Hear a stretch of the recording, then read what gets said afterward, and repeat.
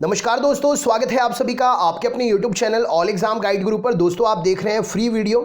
इस वीडियो में मैं आपके लिए 100 जीके के रेगुलर क्वेश्चंस करा रहा हूं जो हाल ही में प्रतियोगी परीक्षाओं में लेटेस्ट एग्जाम पैटर्न पर पूछे गए हैं।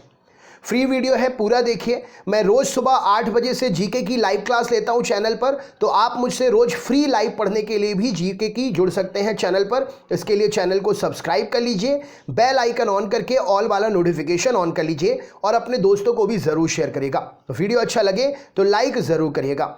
इस वीडियो के डिस्क्रिप्शन बॉक्स में मैं 2000 जीके के क्वेश्चंस की पीडीएफ दे रहा हूं, आप डाउनलोड कर लीजिएगा और पढ़ लीजिएगा। एग्जाम में बहुत पूछे गए हैं ये प्रश्न। चलिए ये वाला वीडियो हम शुरू करते हैं। मोस्ट इंपॉर्टेंट क्वेश्चंस, आप इनको याद कर लेना अच्छे तरीके से, बहुत पूछे गए हैं ये। भारत की संघीय व्यवस्थापिका को किस नाम से जाना जाता है? तो भारत की संघीय व्यवस्थापिका को संसद कहते हैं। संसद का लोकप्रिय सदन क्या है? तो लोकसभा संसद का लोकप्रिय सदन है। संसद का स्थायी सदन कौन सा है? तो राज्यसभा संसद का स्थायी सदन है। भारतीय संसद किससे बनती है? तो लोकसभा, राज्यसभा और राष्ट्रपति से मिलकर भारतीय संसद बनती है।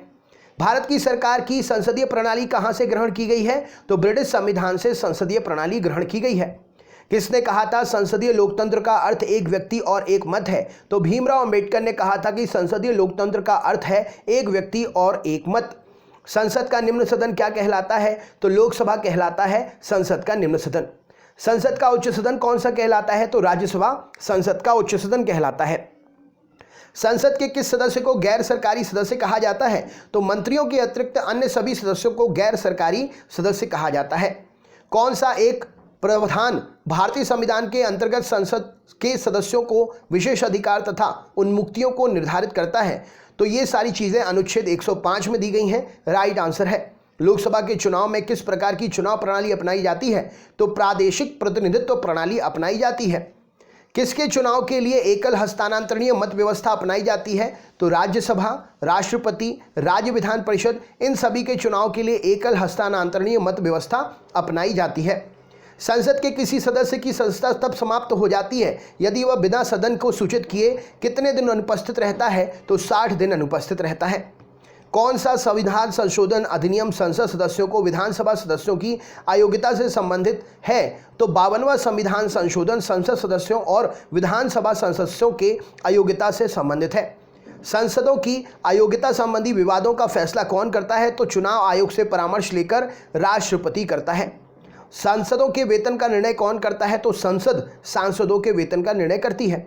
संसद को 2 क्रमिक अधिवेशन के मध्य कितना समय अंतराल होता है? तो संसद के 2 क्रमिक अधिवेशन के बीच में 6 महीने का अंतर होता है। एक वर्ष में कम से कम कितनी बार संसद की बैठक होना आवश्यक है? तो 2 बार बैठक होना आवश्यक है। संसद के कुल सदस्यों का कितना भाग वैधानिक चैम्बर की मीटिंग बुलाने के लिए आवश्यक गणपूर्ति है? तो टोटल सदस्यों का 1/10 भाग। भारत की संचित निधि से धन निर्गम पर किसका नियंत्रण होता है? तो संसद का नियंत्रण होता है। वर्तमान में भारतीय संविधान में कुल कितनी अनुसूचियां हैं? तो 12 अनुसूचियां हैं। संविधान सभा की प्रारूप समिति के द्वारा प्रस्तुत प्रारूप संविधान में कितनी अनुसूचियां थीं? तो 8 अनुसूचियां थीं। मूल संविधान में कितनी अनुसूचियां थीं? तो 8 अनुसूचियां थीं। किस संविधान संशोधन अधिनियम द्वारा भारतीय संविधान में 9वीं अनुसूची जोड़ी गई? तो पहले संविधान संशोधन के द्वारा 9वीं अनुसूची जोड़ी गई। 52वें संविधान संशोधन अधिनियम द्वारा 1985 में कौन सी अनुसूची को भारतीय संविधान में शामिल किया गया? तो 10वीं अनुसूची को शामिल किया गया था। 73वें संविधान संशोधन अधिनियम द्वारा भारत संविधान में कौन सी अनुसूची जोड़ी गई? तो 11वीं अनुसूची जोड़ी गई। 74वें संविधान संशोधन के द्वारा भारतीय संविधान में कौन सी अनुसूची जोड़ी गई? तो 12वीं अनुसूची जोड़ी गई। प्रारंभ में 8 थी, 12 तक कैसे कैसे जुड़ी मैंने बता दिया आपको। संविधान की किस अनुसूची में प्रत्येक राज्यों तथा संघ राज्य क्षेत्रों के लिए राज्यसभा के स्थानों के आवंटन की सूची है? तो 4थी अनुसूची में ये जानकारी मिलती है। कौन सा अनुच्छेद संसद को राज्य सूची के विषयों पर कानून बनाने का अधिकार देता है? तो अनुच्छेद 249 देता है। भारतीय संविधान के अधीन विधान की अवशिष्ट शक्तियां किसमें निहित होती हैं? तो संसद में निहित होती हैं। किसी विधेयक को संसद के दोनों सदनों द्वारा अलग अलग विशेष बहुमत से पारित करना आवश्यक है? तो संविधान संशोधन विधेयक को दोनों सदनों के अलग अलग बहुमत के द्वारा पारित करना आवश्यक है। भारतीय संसद की दोनों संयुक्त बैठक किससे संबंधित होती है? तो साधारण विधेयक से संबंध होती है। साधारण विधेयक से संबंधित गतिरोध को दूर करने के लिए संसद के दोनों सदनों की संयुक्त बैठक को कौन बुलाता है? तो राष्ट्रपति बुलाता है। स्वतंत्र भारत में अब तक कितनी बार संयुक्त अधिवेशन हो चुके हैं? तो 4 बार संयुक्त अधिवेशन हुए हैं। संसद के दोनों सत्रों की संयुक्त अधिवेशन की अध्यक्षता कौन करता है? तो लोकसभा का अध्यक्ष करता है। संसद की कार्यवाही में प्रथम विषय कौन सा होता है? तो प्रश्नकाल होता है। संसदीय प्रणाली की कौन सी प्रथा भारत की देन है? तो शून्यकाल भारत की देन है। अस्थायी संसद भारत में कब तक रही? तो 1952 तक रही। संसद भवन मतलब पार्लियामेंट हाउस का उद्घाटन कब हुआ? तो 1927 में हुआ था। संसद भवन का उद्घाटन किसने किया था? तो लॉर्ड इरविन ने किया था। भारत संसद के कितने अंग हैं? तो राष्ट्रपति, लोकसभा और राज्यसभा।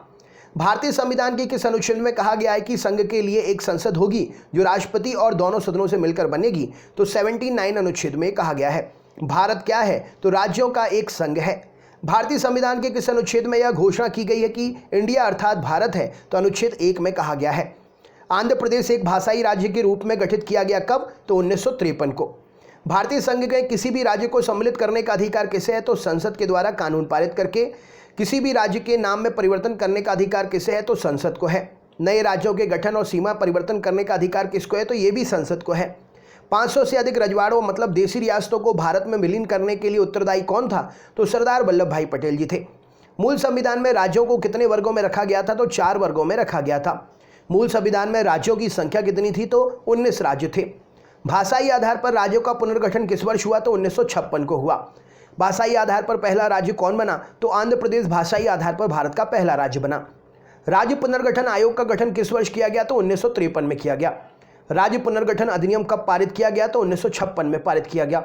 वर्तमान में भारतीय संघ में राज्यों और केंद्र शासित प्रदेशों की संख्या कितनी है? तो 28 राज्य और 8 केंद्र शासित प्रदेश। पांडिचेरी को किस वर्ष भारतीय संघ में सम्मिलित किया गया? तो 1962 में सम्मिलित किया गया। किस वर्ष गोवा सहित अन्य पुर्तगाली बस्तियों को भारतीय संघ का राज्य क्षेत्र बनाया गया? तो 1961 में भारतीय संघ का राज्य क्षेत्र गोवा और पुर्तगाली बस्तियों को बनाया गया। सिक्किम को किस वर्ष भारतीय संघ में संयुक्त राज्य के रूप में शामिल किया गया? तो 1974 में शामिल किया गया। किस संवैधानिक संशोधन के अंतर्गत सिक्किम को भारत का एक सह राज्य बनाया गया? तो 35वें संशोधन के द्वारा सिक्किम को भारत का एक सह राज्य बनाया गया। हिमाचल प्रदेश को राज्य का दर्जा प्रदान किया गया कब? तो 1971 में प्रदान किया गया। किस राज्य आयोग की अनुशंसा के आधार पर पंजाब पुनर्गठन अधिनियम द्वारा पंजाब और हरियाणा राज्य का गठन हुआ? तो धर आयोग की अनुशंसा पर पंजाब और हरियाणा का गठन हुआ। किस वर्ष सिक्किम को राज्य का दर्जा दिया गया? तो 1975 में सिक्किम को राज्य का दर्जा दिया गया। भारतीय संघ में सम्मिलित किया गया 28वां राज्य कौन सा था? तो झारखंड 28वां राज्य था। झारखंड राज्य का गठन कब हुआ था? तो 15 नवंबर सन 2000 को हुआ था। रेगुलेटिंग एक्ट पारित किया गया था कब? तो 1773 ईस्वी में। भारत के गवर्नर जनरल को किस एक्ट के द्वारा अपनी सम्मति के निर्णय को अस्वीकार करने का अधिकार था? तो समिति के निर्णय को अस्वीकार करने का गवर्नर जनरल के लिए ये अधिकार 1786 के अमेंडमेंट एक्ट से हुआ। केंद्र में द्वैध शासन किस अधिनियम के अंतर्गत स्थापित किया गया? तो भारत सरकार अधिनियम 1935 के अंतर्गत स्थापित हुआ। संघीय प्रणाली का प्रथम प्रयास भारत सरकार अधिनियम द्वारा कब किया गया? तो 1935 में किया गया। किस अधिनियम की प्रमुख विशेषता प्रांतीय स्वायत्तता थी? 1935 के अधिनियम की प्रमुख विशेषता प्रांतीय स्वायत्तता थी। भारत में सचिव का पद किसके द्वारा निर्मित किया गया? तो भारत सरकार अधिनियम 1858 के द्वारा निर्मित हुआ। संविधान सभा के विचार को औपचारिक रूप से प्रतिपादन किसने किया? तो एम.एन. राय ने किया। संविधान सभा को किसने मूर्त रूप प्रदान किया? तो जवाहरलाल नेहरू ने मूर्त रूप प्रदान किया। भारत की संविधान सभा गठित करने का आधार क्या था? तो कैबिनेट मिशन प्लान 1946 संविधान सभा के गठित करने का आधार था। भारत की संविधान सभा किसके द्वारा गठित की गई थी? तो कैबिनेट मिशन योजना के द्वारा गठित हुई थी। 1936 में भारतीय राष्ट्रीय कांग्रेस द्वारा संविधान सभा के गठन की मांग कहां पर हुई और किस अधिवेशन में हुई थी? तो फैजपुर अधिवेशन में हुई थी। कैबिनेट मिशन योजना के अनुसार संविधान सभा में कुल कितने सदस्य होने थे? तो 389 सदस्य होने थे। संविधान सभा में किस देशी रियासत के प्रतिनिधि ने भाग नहीं लिया था? तो हैदराबाद के निजाम ने भाग नहीं लिया था। बी.आर. अम्बेडकर का संविधान सभा में निर्वाचन कहां से हुआ था? तो पश्चिम बंगाल से हुआ था। संविधान सभा के लिए चुनाव कब संपन्न हुए? तो 1946 में संपन्न हुए। भारतीय संविधान सभा की स्थापना कब हुई? तो 9 दिसंबर 1946 में हुई। संविधान सभा का प्रथम अधिवेशन कहाँ हुआ था? तो दिल्ली में हुआ था। संविधान सभा के उद्घाटन अधिवेशन की अध्यक्षता किसने की थी? तो सच्चिदानंद सिन्हा ने की थी। संविधान सभा के अस्थायी अध्यक्ष कौन थे? तो सच्चिदानंद सिन्हा थे। संविधान सभा के स्थायी अध्यक्ष कौन थे? तो डॉक्टर राजेंद्र प्रसाद थे। संविधान सभा का संवैधानिक सलाहकार किसे नियुक्त किया गया था? तो बी.एन. राव को नियुक्त किया गया था। संविधान सभा के प्रारूप समिति नियुक्त कब की गई थी? तो 29 अगस्त 1947 में प्रारूप समिति का गठन हुआ था। भारतीय संविधान सभा की प्रारूप समिति के अध्यक्ष कौन थे? तो भीमराव अंबेडकर थे। संविधान सभा में प्रारूप समिति के सदस्यों की संख्या कितनी थी? तो 7 सदस्य थे। संविधान की प्रारूप समिति के समक्ष प्रस्तावना का प्रस्ताव किसने रखा? तो जवाहरलाल नेहरू ने रखा। भारतीय संविधान सभा की संघीय शक्ति समिति का अध्यक्ष कौन था? तो जवाहरलाल नेहरू थे। भारत को एक संविधान देने का प्रस्ताव संविधान सभा द्वारा कब पारित किया गया था? तो 22 जनवरी 1947 को पारित हुआ। संविधान निर्मात्री सभा में झंडा समिति के अध्यक्ष कौन थे? तो जेबी कृपलानी थे। भारतीय संविधान सभा की भारतीय राष्ट्रीय ध्वज की रूपरेखा को अंगीकार कब किया? तो 22 जुलाई 1947 को राष्ट्रीय ध्वज की रूपरेखा को अंगीकार किया। संविधान सभा ने संविधान को अंतिम रूप से किस दिन पारित किया? तो 26 नवंबर 1949 को पारित किया। संविधान सभा द्वारा अंतिम रूप से पारित संविधान में कुल कितने अनुच्छेद और अनुसूचियां थीं? तो स्टार्टिंग में 395 अनुच्छेद और 8 अनुसूचियां थीं। संपूर्ण भारतीय संविधान के निर्माण में संविधान सभा को कितना समय लगा? तो 2 वर्ष 11 माह और 18 दिन का समय लगा। भारत का संविधान किस दिन लागू हुआ? तो 26 जनवरी 1950 को लागू हुआ था। भारत के संविधान का निर्माण किसे माना जाता है? तो बी आर अम्बेडकर को भारत संविधान के निर्माता माना जाता है। प्रांतीय संविधान समिति के अध्यक्ष कौन थे? तो सरदार वल्लभ भाई पटेल थे। बी आर अम्बेडकर की जयंती हाल ही में अभी बनाई गई, किस दिन बनाई गई? कमेंट बॉक्स में शेयर करिए। दोस्तों 2000 क्वेश्चंस की पीडीएफ मैं आपको डिस्क्रिप्शन बॉक्स में दे रहा हूं, आप डाउनलोड करके उस वीडियोस के क्वेश्चंस को पढ़ लेना, मतलब पीडीएफ को पढ़ लेना, उसमें से बहुत क्वेश्चन एग्जाम में पूछे गए हैं। और रोज सुबह 8 बजे से मैं लाइव पढ़ाता हूं जीके, आप मुझसे रोज लाइव पढ़ सकते हैं। इस वीडियो को जितना हो सके उतना शेयर करो, मेरा सपोर्ट करो प्लीज़। अगर आप मेरा सपोर्ट करोगे तो भगवान आपका सपोर्ट करेगा। वीडियो को एकदम आग की तरफ फैला दो, जितना फैला सकते हो, लाइक कर दो जितना कर सकते हो, और अपने दोस्तों को ज़रूर शेयर करना और चैनल को सब्सक्राइब कर लेना। बहुत बहुत धन्यवाद, आपका दिन शुभ हो।